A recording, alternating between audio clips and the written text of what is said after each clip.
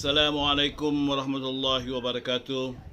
Selamat bertemu kembali kepada pelajar-pelajar Masjid Darul Ma'mur, iaitu dalam pelajaran Tauhid yang kita gunakan ini, iaitu kitab Aqidatul Najin. Bertemu semulalah kita. Bismillahirrahmanirrahim. Alhamdulillahirabbil alamin. Wassalatu wassalamu ala sayyidina Muhammad wa ala alihi wa sahbihi ajma'in. Amma ba'd. Jadi kita akan mulakan daripada muka 46, insya-Allah. Muka 46, iaitu di bawah sekali. Ketahui olehmu bahwasanya seperti barang yang dikata oleh setengah mereka itu, tiada wajib atas mukallaf i'tikadkan suatu daripada yang demikian itu. Artinya walaupun kita belajar mendalami ilmu, tetapi makna yang wajib ialah yang begitu mudah untuk dipahami sahaja. Tapi untuk mengetahui sama ada, misal umpamanya wajib bagi Allah Ta'ala bersifat ada. Jadi bagi kita orang biasa, yang wajib diwajibkan ke atas mukallaf ialah mempercayai kewujudan Allah Ta'ala dengan ada dalilnya. Iaitu adanya alam ini, maka alam ini dijadikan oleh Allah Ta'ala. Yang menjadikan alam ini tentunya ada. Kalau tidak, mana alam ini tidak akan jadi. Itulah umpamanya dalilnya, begitu sudah cukup untuk orang mukallaf atau sebagai seorang mukmin yang diwajibkan itu. Tapi untuk mengetahui adakah wujud itu sifat ainul mawjud atau bukan ainul mawjud, sebagaimana yang berlaku perbalahan antara ulama-ulama dalam masalah yang lebih halus dan lebih detail lagi, itu tidak diwajibkan.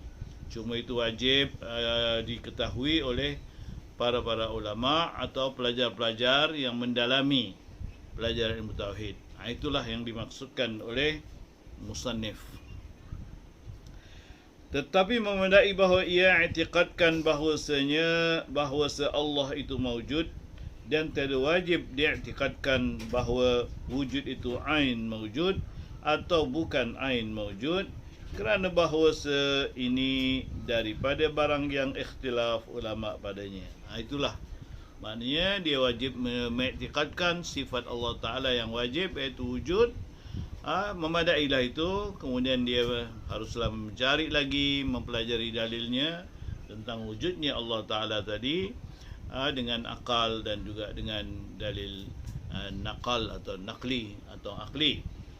Jadi tak perlulah dia tahu lebih lanjut lagi, mengetahui adakah wujud itu ainul mawjud atau wujud itu bukan ainul mawjud, sebagaimana khilaf yang telah disebutkan antara para ulama. Kerana itu adalah soal-soal yang lebih diutamakan kewajipan kepada mereka yang mendalami tentang masalah i'tiqad itu.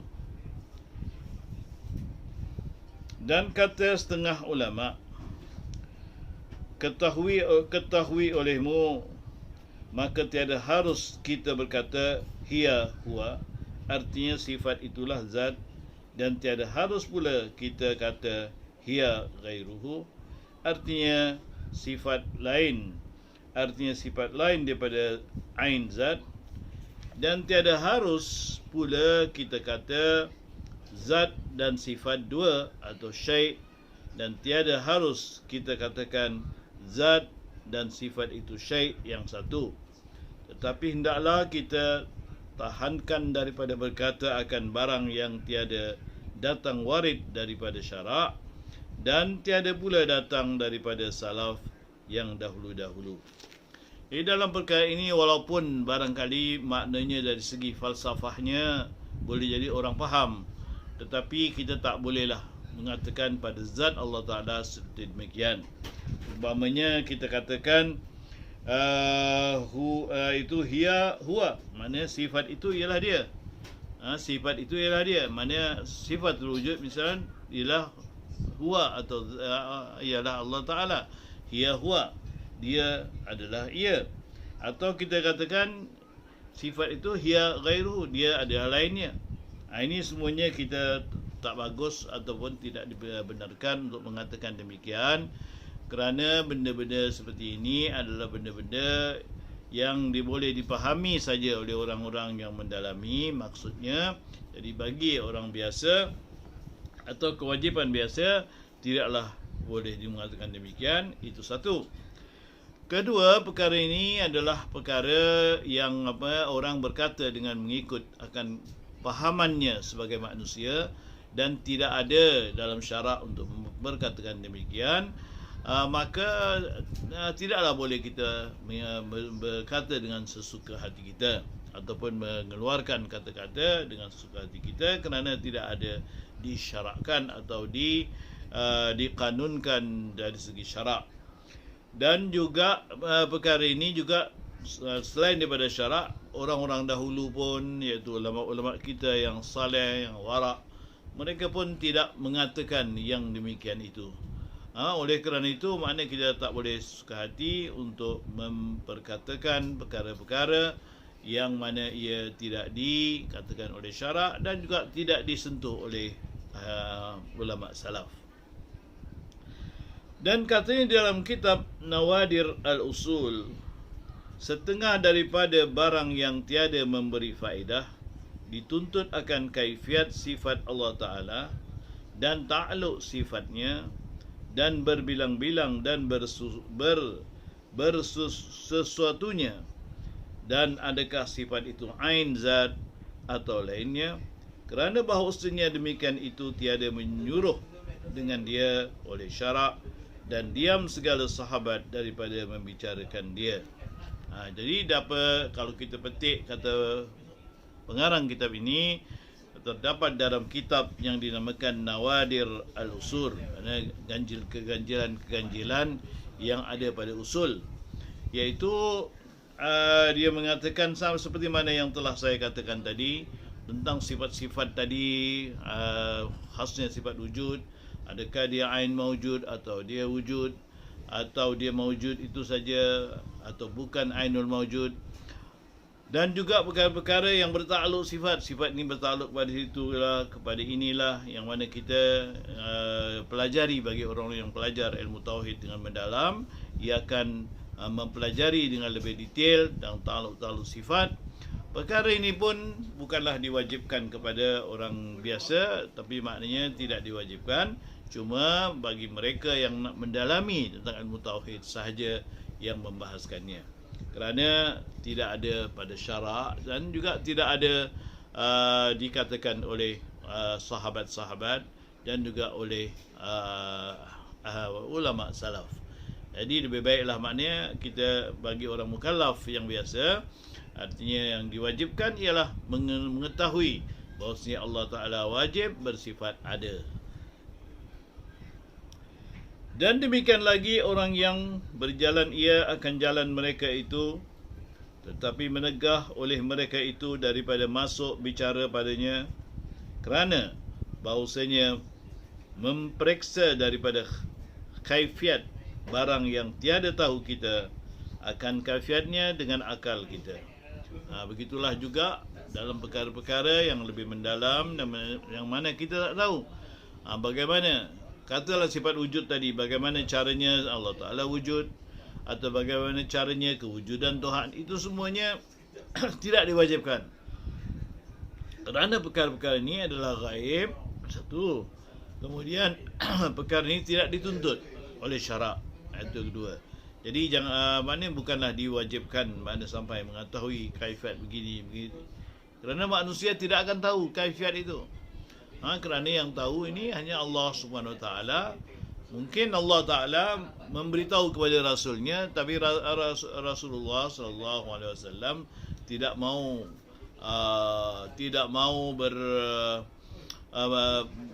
mengajar perkara macam yang sulit seperti ini, kerana akan lebih membingungkan kepada orang biasa dan kepada orang yang tidak sampai darjatnya sebagaimana darjat Rasulullah Sallallahu Alaihi Wasallam. Sebagaimana kita mengetahui, haruslah Rasulullah pun tahu bahawasanya sebaik-baiknya macam Al-Quran turun atau hadis-hadis, semua mengikut pahaman ataupun yang boleh dipaham oleh orang-orang yang mendengar. Jadi maknanya Rasulullah juga menjauhkan berkata benda-benda yang sulit nak dipaham pada orang-orang yang mendengarnya. Jadi semuanya apa yang dituturkan oleh Rasulullah dengan Quran atau dengan hadis, semuanya adalah yang mudah untuk dipaham oleh semua, dengan pahaman yang datar atau pahaman yang sepatutnya dipahamkan. Maka sebaik-baiknya hendaklah kita pegangkan daripada masuk bicara daripada barang yang tiada kita ketahui dan akan hakikatnya. Inilah yang terlebih selamat bagi agama kita. Jadi sebaik-baiknya kita jauhkan diri dan kita tidak mendalami dan membicarakan benda-benda yang kita sendiri tidak tahu hakikat yang sebenarnya. Yang mana hakikat ini hanya diketahui oleh Allah Ta'ala saja, atau oleh orang-orang yang Allah Ta'ala pilih untuk mengetahuinya, memberikan wahyu atau ilham untuk mengetahui. Jadi biarkanlah kita perkara ini tidaklah diwajibkan kepada semua orang. Wujud Allah Ta'ala bagi zatnya syahdan, tatkala kita ketahuilah wujud Allah itu bagi zatnya, artinya tiada kerana sesuatu bersalahan wujud yang lainnya seperti wujud kita ini umpamanya, maka iaitu dengan perbuatan Allah Ta'ala. Jadi bila kita katakan wujud Allah Ta'ala ialah wujud dengan zatnya, bukan dikeranakan oleh sebarang kerana. Artinya bukan kerana ini macam wujudnya kita. Kita diwujudkan oleh Allah Subhanahu Wa Ta'ala. Tapi Allah Ta'ala dengan sendirinya. Mana wujudnya dengan sendirinya wujud. Tidak ada siapa yang mewujudkan atau yang mengadakan atau yang mendahulukan.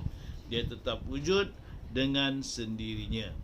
Berlainan kepada makhluk atau alam, iaitu alam ini wujud dengan dijadikan oleh Allah SWT. Itu harus kita ketahui sebelum kita menyongkar lebih dalam lagi tentang ilmu tauhid ini. Dan setengah daripada orang yang arif tiada memandang ia bagi yang lainnya wujud. Jadi bagi orang yang arif makna seolah-olah wujud lain semua tak ada. Artinya alam ini pun tidak wujud. Kerana kalau tidak dijadikan oleh Allah, tidak wujud. Tapi Allah tetap ada. Itulah maknanya bagi orang yang arif, sehingga kan mengatakan bahawasanya wujud hanya wujud Allah saja. Wujud lain tak ada. Kerana wujud lain perlu ada yang mewujudkan. Kalau tidak ada yang mewujudkan, tidak wujud. Tapi Allah Ta'ala wujudnya tidak perlu kepada yang mengadakan. Jadi seolah-olahnya wujud yang hakiki, wujud Allah Ta'ala. Yang bukan hakiki, bukan sebenar, wujud alam ini. Itu kata mengikut orang yang arif dalam masalah ini. Dan ini dinamakan pada mereka itu wahdatul wujud. Jadi pada mereka itu dinamakan wahdatul wujud. Setengah yang berpercaya kepada wahdatul wujud, artinya wujudan ni semua satu saja, wujud Allah saja. Wujud yang lain tidak wujud. Jadi hanya satu-satunya wujud ialah wujud Allah Ta'ala. Jadi mereka mempercayai kepada wahdatul wujud, artinya wujudan yang tunggal satu saja. Dan sesungguhnya telah karam di dalamnya oleh orang yang karam, hingga jatuh daripada setengah wali itu akan barang yang memberi waham ia bagi orang yang mendengar akan ittihad dan hulul, seperti kata Al-Hallaj, berkata ia, aku Allah.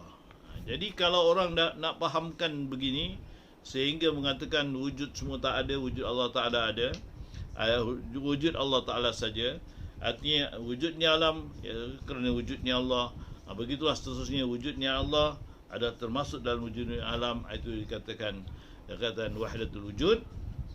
Sehingga kan mereka mengatakan wujudnya Allah Ta'ala ni menempati kepada wujudnya alam. Wujudnya alam menempati kepada wujudnya Allah. Jadi menempati, perkataan menempati tadi maknanya dikatakan hulul. Artinya dari sini fikrah datang, iaitu wahdatul wujud dan hulul. Itu mana seolah wujudnya Allah menempati kepada wujudnya alam, wujudnya alam menempati wujudnya Allah. Jadi wujudnya satu. Ini membawa manusia kadang tenggelam dalam fahaman-fahaman seperti ini yang boleh jadi merosakkan akidah orang lain dan merosakkan akidahnya sendiri, kerana benda ini adalah benda yang tidak diketahui sebenarnya kecuali Allah SWT, dan ini haruslah kita jauhi. Maknanya pengarang ini mengatakan haruslah kita menjauhi perbahasan-perbahasan seperti ini. Walau bagaimanapun, kita hendaklah mengetahuinya supaya kita tahu bahawasanya pahaman-pahaman ini membawa kepada kerosakan di mana yang mungkin akan merosakkan akidah seseorang itu, yang terutama sekali bagi mereka yang belum lagi mencapai kepada pengetahuan atau ilmu yang sepatutnya mereka ada. Dan seperti kata setengah mereka itu, tiada dalam baju jubah ini melainkan Allah. Jadi bila Al-Hallaj mengatakan aku ni Allah, jadi orang pun dengan secara zahirnya mana boleh orang mengatakan dia mengaku aku ni Allah. Tapi maksudnya kita faham. Kalau orang yang faham, dia tak tahu maksudnya ialah maknanya aku ni dijadikan oleh Allah Ta'ala.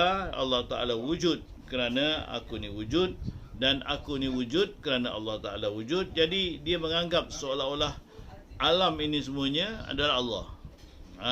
Aku ni sebagian daripada alam, dan alam ini dijadikan oleh Allah Ta'ala. Jadi wujudnya alam, wujudnya Allah, wujudnya Allah ada wujudnya alam ini. Maknanya kalau tak ada alam ini, tak ada Allah Ta'ala. Tak ada Allah Ta'ala, tak ada alam ini. Jadi seolah jadi satu. Jadi itulah sebab dia berani mengatakan, sampaikan aku ni Allah. Atau dia lebih berani mengatakan yang mana Allah Ta'ala ada, sehingga kata dia kata tunjukkan dalam kocek bajunya pun atau jubahnya ada Allah. Itu sebenarnya bagi orang yang faham akan akan maksud yang dikatakan itu tidak mengapa. Kerana mereka tahu bahawasanya maksudnya ialah mana Allah sentiasa ada, tidak ada tempat mana-mana tertentu. Kerana Allah Ta'ala tetap ada, walau kat mana sekalipun, ataupun tetap Allah Ta'ala ada. Bukan Allah Ta'ala berada khusus di mana-mana. Jadi kalau dia katakan Tuhan berada dalam koceknya, kalau dari segi pemahamannya tidak ada kesalahan apa-apa. Kerana apa? Allah tetap ada. Kalau kita nak cakap kat pokok ke, kat batu ke, semuanya tetap Allah Ta'ala ada. Itu bagi orang yang memahami apa kata-katanya. Jadi kalau ada orang kata Allah ada kocek dia, tapi perkara ini harus dijauhkan. Kerana harus kita tak berkata demikian, kerana ia tidak memuliakan Allah SWT. Kerana kalau kita kata Tuhan berada di tapak kasut ke, atau ada di sini ke, ini bagi tak boleh dikatakan kepada orang awam yang biasa. Boleh dikatakan dalam pahaman kita, iaitu nak menunjukkan yang Allah Ta'ala tetap ada, makna tidak kira tempat, tidak kira apa, tetap ada. Itu dapat dipahamkan begitu. Tapi makna bagi orang yang tidak sampai mencapai kepahaman demikian, inilah yang kerosakan. Terutama sekali orang awam akan keliru, dan akan mungkin nanti mereka boleh beriktikad yang Allah Ta'ala di sinilah, di sanalah, sampaikan membawa kepada iktikad kepada tempat. Ini na'udzubillah. Dan ini lafaz dan yang seumpamanya daripada segala lafaz yang mutasyabihat, tiada harus pada syarak kerana memberi waham. Jadi lafaz seperti ini, kata-kata atau pahaman seperti ini adalah satu benda yang menyulitkan dan mendatangkan kepada waham, makna kepada syak, kepada satu sangkaan yang mana perkara ini akan membawa kepada kesusahan kepada orang-orang awam, terutama sekali orang-orang Islam yang biasa. Tetapi kaum ahli tasawuf terkadang telah ghalib akan mereka itu oleh ahwal mereka itu. Jadi orang-orang ahli tasawuf ni dia lebih mendalam dalam masalah mengatakan ataupun mengiktikadkan tentang wujudnya Allah Ta'ala tadi. Mereka biasa memperkatakan demikian itu.